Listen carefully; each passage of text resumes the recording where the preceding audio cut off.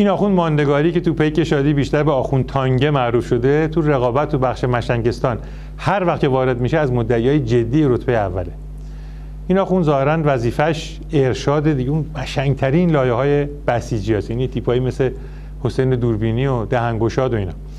چند وقت پیش سخنرانی داشت این آخوند تانگه که توش اومد برای روحیه دادن به همین پامنبریاش یه دروغ به هم بافت تا به اصطلاح بهشون حقدم بکنه که فکر نکنین نظام الان تو انزواسا، بلکه خیلی هم تو دنیا خاطرخواه داره.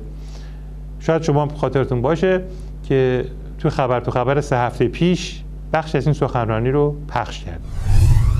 یه راهپیمایی در آمریکا اتفاق افتاد، توی نیویورک یا واشنگتن، تردید از منه، 1 میلیون سیاه‌پوست راهپیمایی کردن.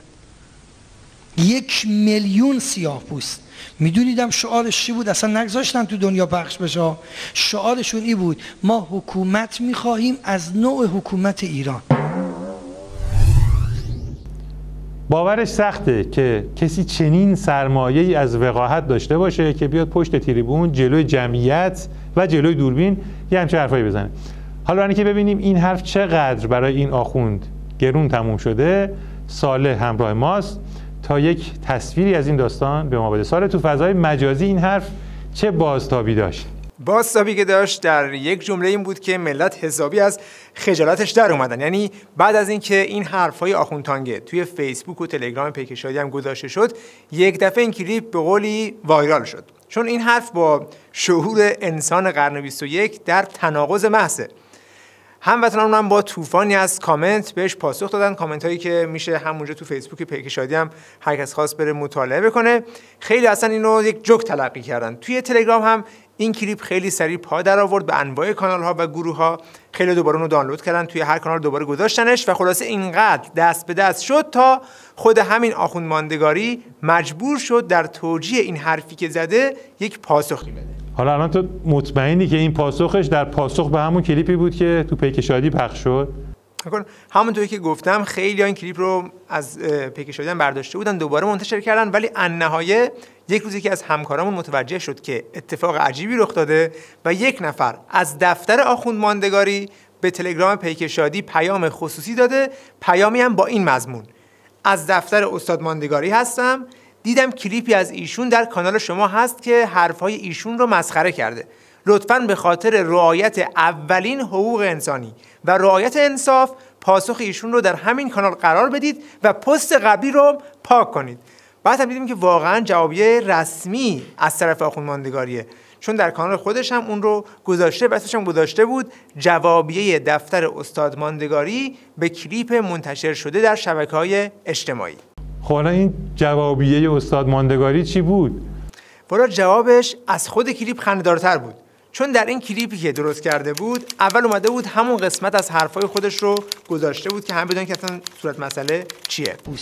میدونیدم شعارش چی بود؟ اصلا نگذاشتن تو دنیا پخش بشه. شعارشون این بود: ما حکومت میخواهیم از نوع حکومت ایران. بعد اومده بود با چندین خبر از روزنامه‌های مهم آمریکایی ثابت کرده بود که یک تظاهراتی که 1 میلیونی هم بوده و توی آمریکا برگزار شده وجود داشته. البته نه امروز، بلکه 21 سال پیش در سال 1995 یک تظاهرات 1 میلیونی در واشنگتن برگزار شد.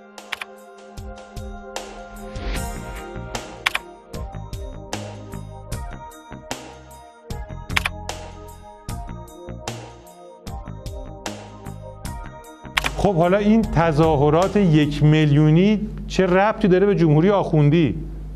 اینجا همون جایی که آخوند ماندگاری از تاکتیک عقب نشینی گام به گام استفاده میکنه. یعنی به جای اینکه بیاد ثابت کنه که این 1 میلیون نفر خواهان حکومت آخوندی بودن، یه فیلم نشون میده فقط که یه نفر داره توی یک جمعی سخنرانی میکنه و آخرش هم شعار الله اکبر میده.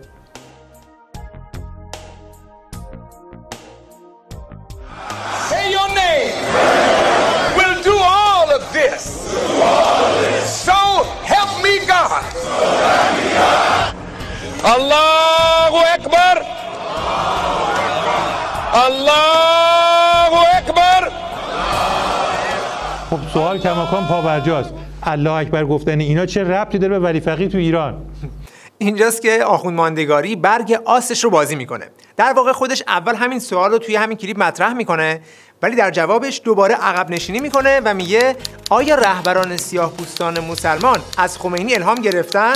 و برای اینکه این رو ثابت کنه به مصداق شاهد روباه دومش هست، فقط یک صفحه از خبرگزاری سپاه پاسداران نشون میده که با یک سیاه‌پوستی مصاحبه کرده و باز در کل این مصاحبه یک جمله پیدا کرده که گفته طرف در پاسخ به سوالی در خصوص نقش اندیشه های امام در تبیین بیداری اسلامی گفت این اندیشه ها پر از نور است و الگوی فکری ایجاد می کند. یعنی از یک جمله، از یک مصاحبه خبرگزاری سپاه با یک سیاه‌پوست موهوم نتیجه گرفته که 1 میلیون سیاه‌پوست تو قلب آمریکا اومدن توی خیابون و جمهوری آخوندی می‌خواستن. اومد استدلال کنه راه رفت. من درست فهمیدم تظاهراتی در 21 سال پیش برگزار شده، تو شعار الله اکبر دادن، بعد خبرگزاری سپاه با یک فردی مصاحبه کرده که اون گفته اندیشه های خمینی میتونه الگو باشه، بعد آخوند ماندگاری گفته که پس 1 میلیون نفر تظاهرات کردن در واشنگتن و خواستار حکومت اسلامی شدن. خیلی استدلالش قویه. به هر حال جالبه که اصرار هم داشته که این کلیپتون رو وردارین و این رو بذارین جاش. ما با کمال میل حتما همین کارو میکنیم، اونم به خاطر رعایت حقوق انسان، آخوند و حقوق انسان.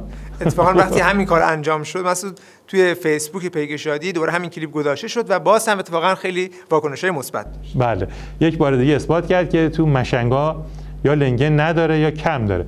به هر حال این ماجرای آخوند تانگه بود، ولی واقعیت اینه که آخوندهای این شکلی تو نظام ولایت تک مورد نیستن.